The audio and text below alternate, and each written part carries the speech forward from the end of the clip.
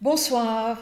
Alors peut-être venez-vous d'entendre nos échanges autour du vin jaune du Jura, mais bon, maintenant on va partir sur des questions beaucoup plus sérieuses, intéressantes, quoique le vin et la nourriture en ce moment ça occupe beaucoup de conversations.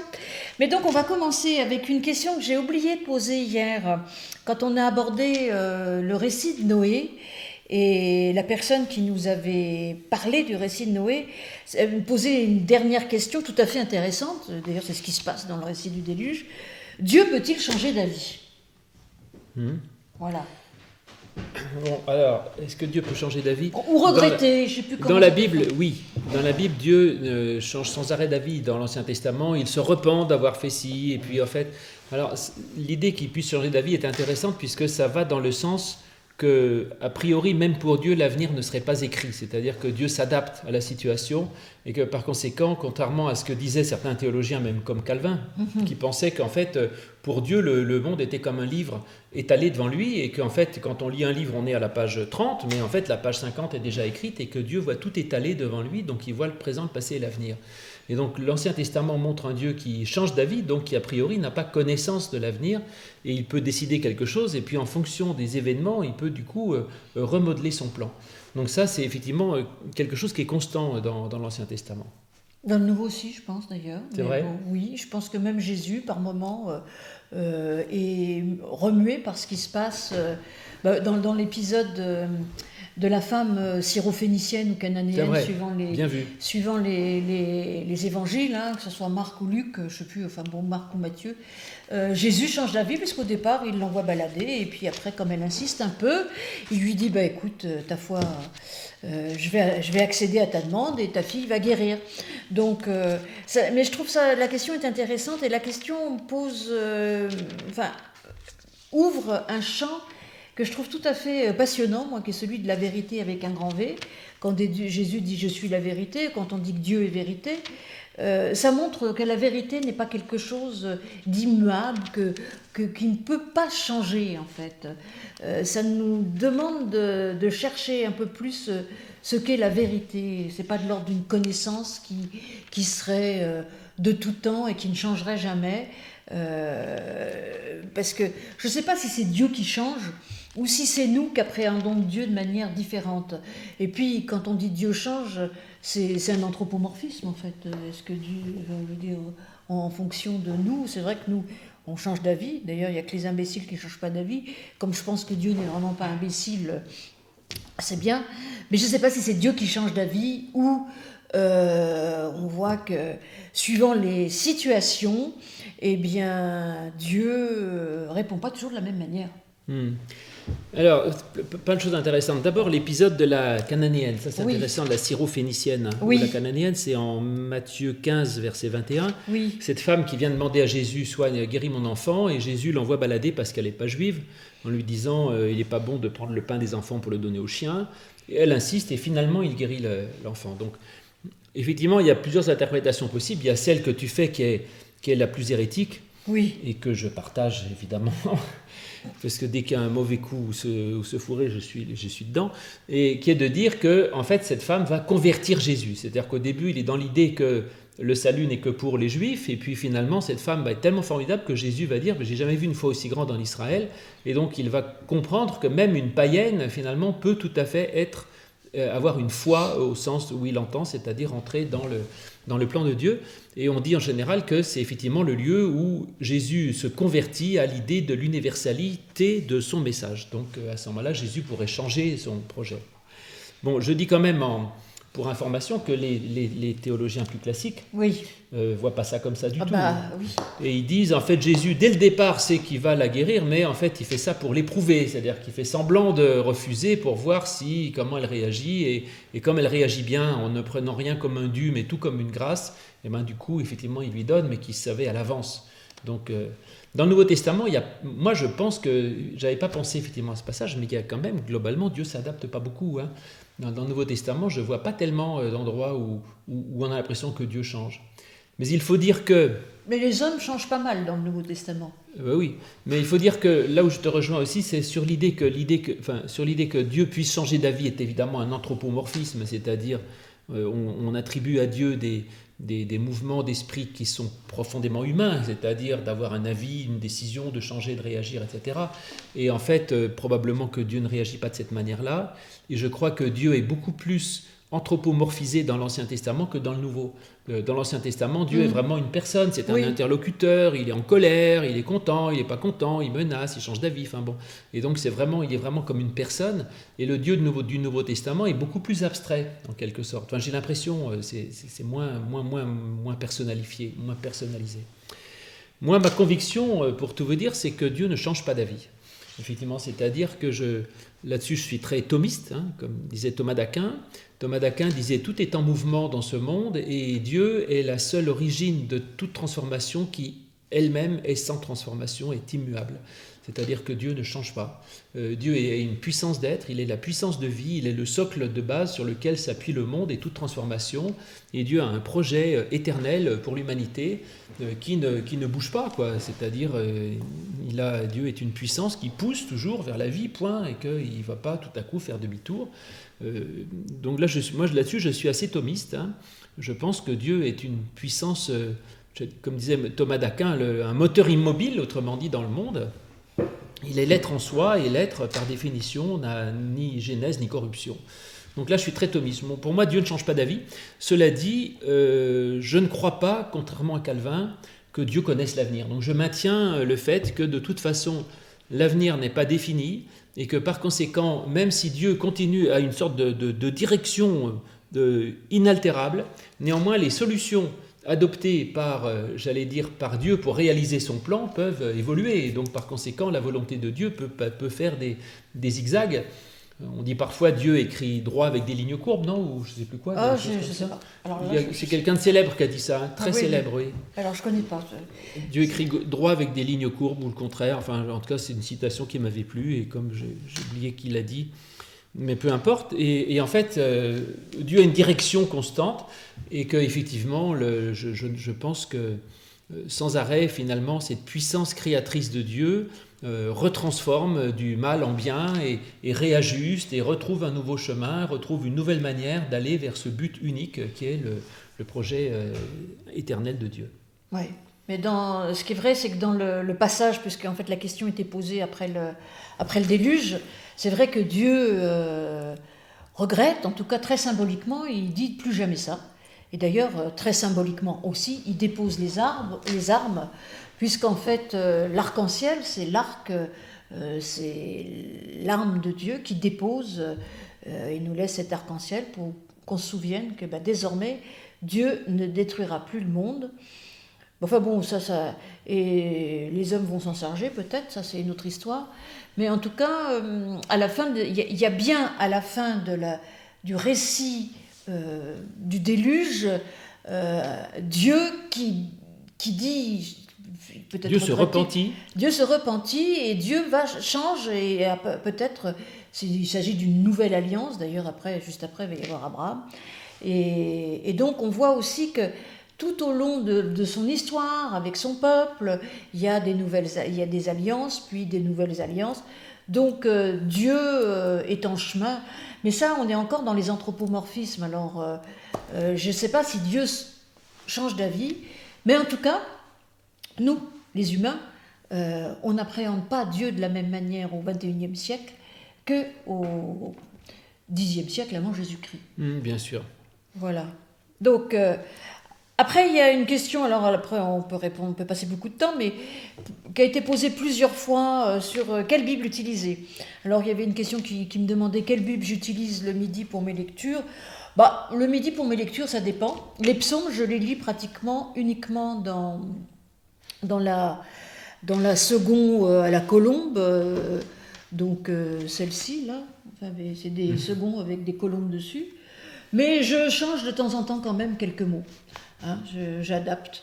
Et puis pour Qoélette, j'avoue franchement que c'est pas vraiment ma traduction, mais je mélange pas mal d'idées que je trouve à droite, à gauche dans différentes traductions. Donc ça, c'est pour la réponse pour le midi. Mais on a eu la question, quelle Bible faut-il lire? Quelle traduction faut-il lire? Je te laisse répondre. Alors... Il y a, globalement, toutes les traductions qu'on a aujourd'hui sont plutôt bonnes. Les celles que je n'aime pas moi, en tout cas, et que tu n'aimes pas trop non plus, en général, je crois, sont les traductions qui visent à trop simplifier le texte biblique. C'est-à-dire, par exemple, la traduction, la Bible en français courant, ou français fondamental, ou je ne sais pas quoi. Oui, il y en a deux. Il y a la français courant et la français fondamental. Ouais, alors, cela dit, ça a été fait pour des gens pratiquement totalement analphabètes, qui vraiment ont très très très peu de vocabulaire. Et l'idée, c'était de mettre l'ensemble de la Bible avec moins de 300 mots de vocabulaire ou quelque chose comme 5000 mots pour la Bible en français fondamental, et l'autre, c'est plus compliqué. D'ailleurs, elle est moins bonne, à mon avis. Alors que la seconde doit avoir 20 000 mots de vocabulaire, un truc comme ça. Donc c'est vrai que c'est simplifié. Alors moi, je n'aime pas ces traductions simplifiées parce que, à force de vouloir simplifier, en fait, le traducteur lit le texte et il se dit, bon, qu'est-ce que ça veut dire? Et essaye de restituer dans un langage simple ce qu'il a compris du texte. Autrement dit, quand on lit ces Bibles comme celle en français courant, on a en fait la Bible comprise telle qu'elle est comprise par le traducteur et on n'a pas le texte lui-même. Donc ça réduit énormément le champ du texte, l'intérêt du texte et la possibilité de travailler dessus. Alors, ce qui fait que je pense qu'il faut prendre une traduction un peu scientifique, je dirais. Il y en a plusieurs.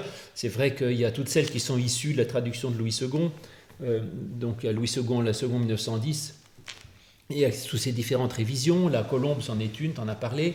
La nouvelle édition de Genève 78, c'est ça? Qui n'est pas très bonne. Non, je pense que c'est la Colombe qui est 78. La nouvelle édition de Genève 79, qui est une révision, en fait, qui est très légère. Celle-là, ils sont contentés d'enlever les imparfaits du subjonctif de Louis II et d'autres choses comme ça. Et puis, après, il y a les grandes Bibles scientifiques actuelles, comme la traduction écuménique, la Bible de Jérusalem, qui est très bonne aussi, et puis la NBS, la nouvelle Bible seconde, qui a gardé le nom second pour essayer d'attirer le chaland, mais qui n'a pas grand-chose à voir avec la traduction second, en fait. Donc ces trois traductions-là sont des traductions contemporaines qui ont toutes, qui sont en général très intéressantes, surtout par les notes, parce que c'est très complet et scientifique, donc il y a des tas de notes qui expliquent des tas de choses très intéressantes. Personnellement, je reste attaché effectivement au texte de second, qui était le moins interprétatif possible, justement, parce que Second traduisait ce qu'il voyait, et il était, finalement, c'est la Bible la plus littérale qui soit. Cela dit, la vieille traduction de Second de 1880, qui a été rééditée en 1910, est quand même désuète, avec toutes ces formes de verbales qui n'existent plus. On parle de la charité au lieu de l'amour, des choses comme ça. Et donc, les révisions les plus light possibles de Second sont pour moi les meilleures. Donc effectivement, je suis d'accord avec toi, la Colombe est très bien. Elle est maintenant de plus en plus difficile à trouver, malheureusement. Bah si, on la trouve encore à la Ligue. Alors on la trouve encore. On la trouve encore. La traduction, la seconde révisée de la Bible à la Colombe, qui est effectivement vraiment une très bonne traduction et formidable. Voilà. Bon, après, mais cela dit, c'est très compliqué les histoires de traduction biblique. Vous demandez à 10 pasteurs, vous aurez 10 réponses. Et ça devient pratiquement une religion. C'est-à-dire que les gens sont prêts à se battre en disant non, français courant, c'est formidable, non, second, non, top, non, machin. Bon. Non, mais moi je pense qu'il faut surtout avoir plusieurs Bibles. Hein. C'est-à-dire que si vous à moins de venir aux cours d'hébreu de Louis et mes cours de grec, mais ça c'est toujours possible, enfin une fois qu'on sera déconfiné, mais, ou ailleurs, à moins d'apprendre les langues originelles. En fait, si vous voulez vraiment sentir là où ça frotte, là où il peut y avoir du discours, où il peut y avoir, prenez plusieurs traductions. Et vous verrez que quand il y a des grosses différences, c'est qu'il y a des grosses différences de sens déjà dans le texte. Alors prenez une seconde comme ça, et puis une chouraki qui est plus littérale, mais on dit bien aussi traduction littérale, trahison littérale. Donc je ne sais plus qui c'est qui a dit ça, mais enfin bon, j'ai appris. Si, je sais, je crois d'ailleurs. Et donc ayez plusieurs Bibles et lisez même, si vous comprenez l'anglais, l'allemand, le russe ou je ne sais quelle langue, lisez dans une autre langue, c'est toujours bien d'être dépaysé et de lire aussi dans une autre langue. Voilà. Donc plusieurs Bibles. Quelqu'un nous dit, que pensez-vous de la Darby? Beaucoup de mal, pour tout vous dire. Et je ne sais pas pourquoi, il y a une légende qui court comme quoi la traduction d'Arby serait la plus littérale. Ah, mais elle n'est pas du tout. C'est faux. Elle n'est absolument pas littérale. Non. Et la traduction française de la Bible à Darby est une traduction française de la traduction anglaise de Darby. Oui. Alors vous vous rendez compte? Non, c'est une horreur. Laissez tomber Darby, ça n'a absolument aucun intérêt. Ça, c'est tout à fait clair. Une belle Bible poétique, particulièrement pour le Nouveau Testament, vous avez Ostie, le chanoine Ostie, qui est une très belle traduction. Vous avez plein de traductions après, il y a Sœur Jeanne d'Arc pour les évangiles. Et puis tu parlais tout à l'heure, c'est vrai que ça peut être intéressant d'avoir des bibles d'études. Alors il y a 2 bibles d'études qui sont tout à fait bien. les traductions ne sont pas les meilleures, mais les notes sont intéressantes. C'est soit la traduction œcuménique de la Bible version étude ou je ne sais pas quoi, enfin c'est une grosse. Et vous avez la nouvelle Bible seconde aussi, version étude, je ne sais plus exactement leur nom, mais vous comprendrez. Parce qu'il y a en effet une traduction œcuménique de la Bible avec des notes assez succinctes, et il y a une traduction avec des grosses notes. Et là, c'est toujours intéressant. Et pareil pour la nouvelle Bible seconde, la traduction en elle-même n'est pas toujours merveilleuse, il y a quelques trouvailles quand même, mais les notes sont parfaitement intéressantes. Donc ça vous permet d'entrer un peu plus dans le texte, d'avoir un éclairage historique, et puis voilà, quoi. Alors, quelqu'un nous pose la question sur Chouraki. Alors, Chouraki est une des traductions, elle a un certain intérêt, mais malheureusement Chouraki a un peu dérapé dans sa démarche, c'est-à-dire qu'il fait semblant d'écrire en un français hébraïsant, ce qui est pas idiot. Chouraki connaît l'hébreu, donc son Ancien Testament n'est pas inintéressant. Quant au Nouveau, il ne connaît pas le grec, donc c'est compliqué.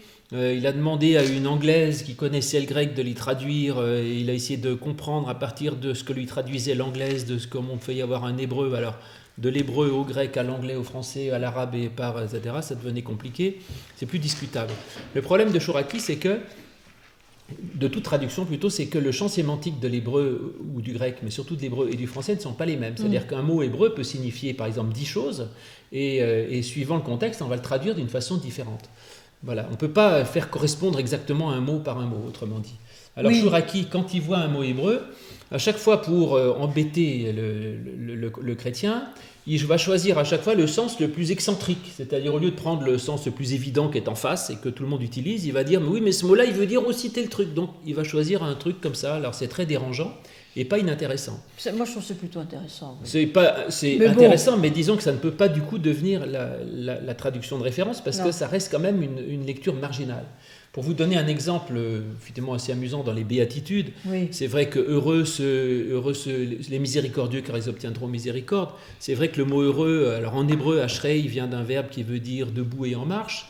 Et du coup, dans l'idée de bonheur, en hébreu, il y a l'idée d'être en mouvement. Mais ashrei, ça veut dire heureux.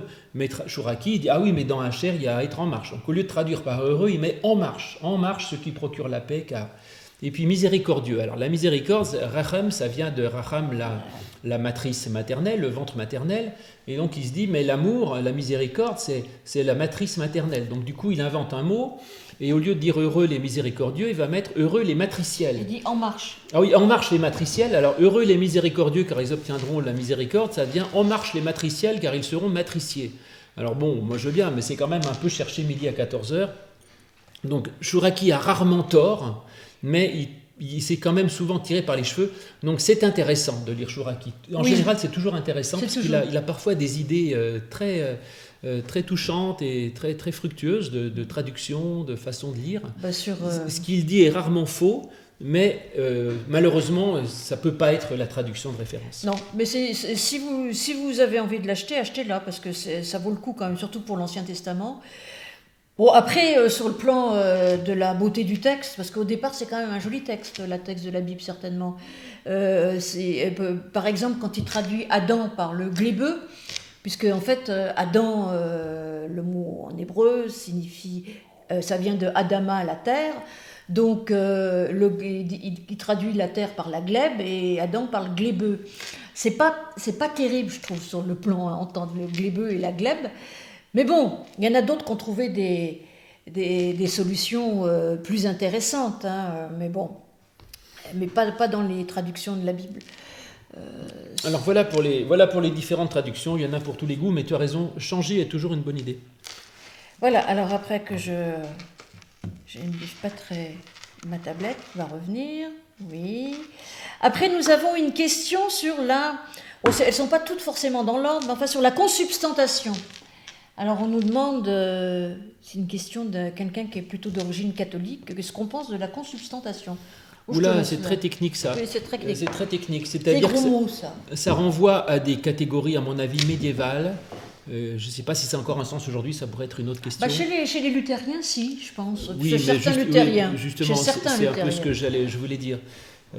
C'est qu'à mon avis, certains devraient bien sortir des catégories médiévales et ça permettrait peut-être d'avancer un peu plus vite sur ces questions qui concernent la communion, Oui. l'Eucharistie en fait, c'est-à-dire la Sainte Seine. Et en effet, le dogme officiel de l'Église catholique, c'est la transsubstantiation, c'est-à-dire que la substance du pain cesse d'être la substance du pain pour devenir la substance du corps du Christ. Donc le pain cesse d'être substantiellement pain pour être substantiellement corps du Christ. Au moment de la, je sais pas comment tu appelles ça, la bénédiction, consécration par le prêtre. Voilà. Voilà. Donc il y a un changement. Et Luther a dit, oui, c'est vrai, mais enfin le pain, ça reste quand même du pain fondamentalement. Et alors, donc, du coup, Luther a dit, ben moi je défends la consubstantiation, c'est-à-dire une fois qu'il y a eu la consécration, le pain est à la fois pain et corps du Christ. Et puis Zwingli, les réformateurs, qui a été plus ou moins suivi par Calvin, est allé plus loin en disant c'est ni consubstantiation ni transsubstantiation, le pain matériellement reste du pain et il est symboliquement le corps du Christ, et donc il n'est pas question de transsubstantiation, la substance physique du pain reste pain et il n'est corps du Christ que symboliquement. Donc voilà en gros les trois positions. Non, parce qu'il y a la position de Calvin qui est encore différente. Hein. Alors vas-y. Mais qui est oubliée par la plupart des calvinistes ou calviniens aujourd'hui. C'est-à-dire que pour Calvin, il y a la vraie présence, mais il n'y a pas la réalité de la présence. Alors voilà, c'est la différence entre la vérité et la réalité. Bah, c'est ce que j'ai dit, non ? Ah, pas tout à fait. Pour moi, ce qui est vrai, ce qui est spirituellement vrai, moi je dis, voici le corps du Christ, il est réellement présent, mais pas matériellement. Donc il n'y a pas Calvin, il n'est même pas réellement présent, il est vraiment présent. Il n'y a pas la réalité. Et c'est assez intéressant philosophiquement parce qu'il fait une différence entre la réalité et la vérité. Oui, si on veut. Oui, réel, effectivement, parce que réel, si ça vient de res en latin, la chose, évidemment qu'au niveau de la chose, le pain reste du pain, mais ça, c'est ce que dit Zwingli aussi. Hein. Mais cela dit, il peut être vraiment présent spirituellement, et Zwingli le dit aussi. C'est-à-dire que c'est pour ça que on essaye de séparer Zwingli de Calvin. Ça peut être un long débat, on va rester longtemps là-dessus. Je ne suis pas certain que ce soit, à mon avis, très significatif. Bon, de toute façon, aujourd'hui, il faut dire, la position de Calvin était aussi peut-être pour essayer de ménager la chèvre et le chou entre Zwingli et Luther. Oui, peut-être, ça c'est possible. Oui. Donc voilà, moi, elle m'intéresse plus philosophiquement. Mais aujourd'hui, la plupart des réformés, quand ils communient, ils ont cette dimension, ils ont la position zwinglienne, hein, clairement. Je vais aller plus loin. Je pense que 99,9% des catholiques qui pratiquent aujourd'hui la messe ont la position de Zwingli. C'est-à-dire que si vous demandez à un catholique, ok, je prends une hostie, je la mets dans un microscope, je trouverai des molécules de quoi ? Des molécules de sang, de corps du Christ, ou des molécules de pain ? Ils diront, vous trouverez des molécules de pain. Donc au niveau de la chose, le pain est du pain. Mais je ne comprends pas qui personne peut dire le contraire. Alors c'est vrai qu'au Moyen-Âge, il y avait des chrétiens qui disaient, il ne faut pas mordre l'hostie parce qu'elle risque de saigner. Alors attends, on n'en est plus là. Pour ça que je disais, ce sont des débats médiévaux. Donc je pense qu'on n'en est même pas dans la consubstantiation. Je pense qu'aujourd'hui, tous les chrétiens pratiquement, sauf certains qui ont eu des croyances un peu particulières, tous les chrétiens dans le fond sont zwingliens. Et donc je crois qu'on est finalement d'accord, le pain est le corps du Christ parce qu'il le représente et qu'il est l'image, la représentation, le symbole, et que le Christ est vraiment présent dans le corps du Christ. De même que si je vous montre ma photo, et si vous dites, est-ce que c'est vraiment Florence Blondon que vous voyez dans l'image, je dirais, oui, c'est vraiment elle. Et même si vous me dites, c'est réellement elle, oui, c'est réellement Florence qui est là, c'est pas son sosie, c'est bien elle, c'est réellement elle. Et pourtant, Florence Blondon n'est pas dans votre téléphone. Hein. Il n'est pas sur votre écran d'ordinateur. Elle est ici, près de moi. Là, j'ai la présence réelle. Mais vous ne l'avez pas. Toi, tu es très... moi, je suis cartésien. Voilà. Et moi, donc, mais je ne suis pas sûre que tous les catholiques soient cartésiens. Puis alors, si on va dans le monde orthodoxe, alors là... C'est encore autre chose. Ouais, mais je pense que donc, si. Mais aujourd'hui, est-ce que quelqu'un croit que si on regarde au microscope une hostie, on trouvera. Ou même si je prends une hostie consacrée par un prêtre. Oui. Moi, parce qu'on parle de professeur Raoult, là, des tests en double aveugle. Hein. Ok, moi je vais prendre ça. Je vais prendre même, même le pape, si vous voulez, qui a toute la foi du monde. Je lui tends deux hosties, une qui a été consacrée par un prêtre et une qui ne l'a pas été. Je les mélange. Il ne sait pas laquelle c'est. Je lui dis maintenant goûtez. Et dites-moi laquelle des deux vous donne la présence du Christ. Il sera incapable de dire laquelle. Donc c'est tout. Donc j'ai raison. Mais personne ne va dire le contraire. Il va dire, ah bah oui, c'est là je sens Dieu qui descend, ça c'est clair. Donc, tout dépend de la façon avec laquelle on le regarde. Voilà. Et donc c'est bien la foi du fidèle qui fait que l'hostie devient le corps du Christ. Zwingli a raison, Calvin a raison et j'ai raison. Voilà. Et bon, puis de toute façon, c'est pas grave. De toute façon, visiblement, ça n'empêche pas de dormir certains. Donc, puis si ça vous empêche de voilà. dormir, tant pis, Non, prenez de 3 toute hosties, façon, vous dormirez mieux. Moi, je donne ma position à moi, qui me convient très bien. Maintenant, Oui, moi aussi. Je crois que les débats... par contre, il y a une chose, je voudrais, sans aller plus loin, c'est qu'il y a eu un accord entre les luthériens et les catholiques sur je sais plus comment, la justification. La DCJ. Et qui permet justement de reconnaître la communion luthérienne par les catholiques et inversement. Ce qui n'est pas le cas avec les réformés. Mais pour une raison tout à fait autre que ces histoires de consubstantation, transsubstantation et tout ça, c'est un problème de ministère, de transmission apostolique. Les ministères, en gros les ministères de l'Église réformée, bien que nous soyons maintenant mariés avec l'Église luthérienne, ne sont pas reconnus par l'Église catholique. Surtout qu'il y a des femmes, alors quelle horreur. Enfin bon, on va passer à d'autres choses plus consensuelles. Justement, moi je suis consensuel puisque je prétends que je suis d'accord avec tous les catholiques. Voilà. Oui. Donc pour moi, il n'y a aucun problème de communier ensemble puisque je prétends qu'en fait... Ah ben pour les protestants, il n'y a aucun problème. Même moi, je considère que je suis d'accord avec les catholiques. Oui, mais eux ne considèrent pas qu'ils sont d'accord avec toi. Zut. Mais bon, on va continuer en fait sur les différences entre catholiques et protestants. On a une question sur le sacrement de réconciliation. Moi, je ne savais pas ce que c'était, mais toi, tu m'as dit... Donc, pourquoi il n'y a pas le sacrement de réconciliation dans les églises réformées, puisque dans l'évangile de Jean, on nous demande de pardonner. Alors ça, on a quand même abordé pas mal la question avant-hier et avant-avant-hier. En réalité, le sacrement de réconciliation ne peut être donné que par le prêtre, si je me trompe. Dans l'Église romaine, oui. Oui, dans l'Église romaine. Or, mon interprétation de Jean 20, c'est en effet que, d'abord, pour moi, ce n'est pas le pouvoir, c'est le devoir de pardonner. Alors déjà, c'est encore autre chose. Mais de toute façon, ça s'adresse aux disciples. Les disciples qui vont faire des disciples et des disciples et des disciples. Pour moi, la succession apostolique, on est tous inscrits dedans. Donc, on est tous prêtres. Voilà, on est tous à pouvoir demander à Dieu pardon sans besoin de passer par quelqu'un d'autre. Alors on peut aller raconter ce qui ne va pas ou ce qu'on a mal fait à quelqu'un d'autre, au pasteur et tout ça, mais ce n'est pas le pasteur qui va nous donner, qui va vous donner le pardon, c'est Dieu qui nous donne le pardon. Et je pense que c'est là que... quand il dit vous pardonnez, c'est-à-dire que nous, on doit pardonner les gens, mais le pardon, il vient de Dieu d'abord. D'ailleurs, juste avant, il leur envoie l'Esprit. Si on a le pouvoir de pardonner, c'est parce que Dieu nous pardonne aussi. Mais bon, vas-y, je te laisse continuer. La question du sacrement, de savoir pourquoi est-ce que c'est un sacrement, donc ce qu'on appelle réconciliation depuis Vatican II, ça s'appelait avant le sacrement de pénitence, c'est effectivement ce que donne le prêtre au moment de la confession. Oui. Alors tu as raison, c'est vrai que le pasteur, nous on dit aussi Dieu vous pardonne, mais on est témoin du pardon de Dieu, oui, et le pasteur ne conditionne pas le pardon, mais peu importe. La question de savoir si c'est un sacrement ou pas, la personne nous dit ça devrait l'être, puisque j'ai cru comprendre que pour qu'un geste soit reconnu comme sacrement pour les protestants, il faut qu'il y ait une institution par le Christ dans l'Évangile. Oui. Or, c'est le cas.